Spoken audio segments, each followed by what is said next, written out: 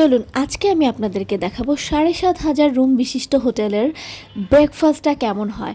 যদিও বা আমি প্রথমেই বলে নেই, এখানে একটা রেস্টুরেন্ট আপনারা দেখছেন, বাট এখানে কিন্তু অসংখ্য রেস্টুরেন্ট আছে, বিকজ ৭,৫০০ মানুষ তো আর এক জায়গায় খেতে পারবে না। তো এটা ছিল আমাদের রেস্টুরেন্ট। আমার এখানেও কমপক্ষে ১-১,৫০০ মানুষ তো ছিলই। এটা আমার কাছে খুব ভালো লেগেছে।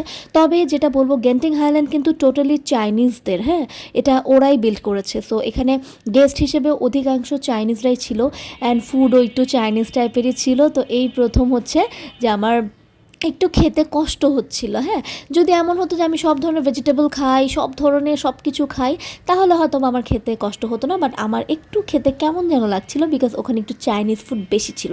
তবে যাই হোক, ডেজার্টটা ছিল একদম সুপার। ডেজার্ট দিয়ে আমি আসলে চালিয়েছি। আমার খাবার কী ছিল জানেন? এই প্রথম সকালবেলা আমি একটু ভাত আর ডাল দিয়ে সেরে ফেললাম, কারণ আমি এর চাইতে বেশি আর কী খাবো না খাবো বুঝতে পারছিলাম না। যদিও অনেক আইটেম ছিল, পরোটা ছিল, ডিম ছিল, কিন্তু হয় কি যে অন্য খাবারের পাশে নিজের খাবারটা থাকলে না একটু খেতে মন চায় না। আমার আসলে কেমন লেগেছিল আমি বুঝাতে পারবো না।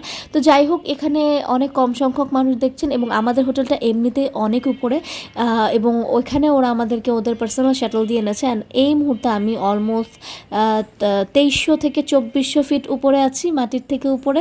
তাহলে বুঝতেই পারছেন কত উঁচুতে, তাই না?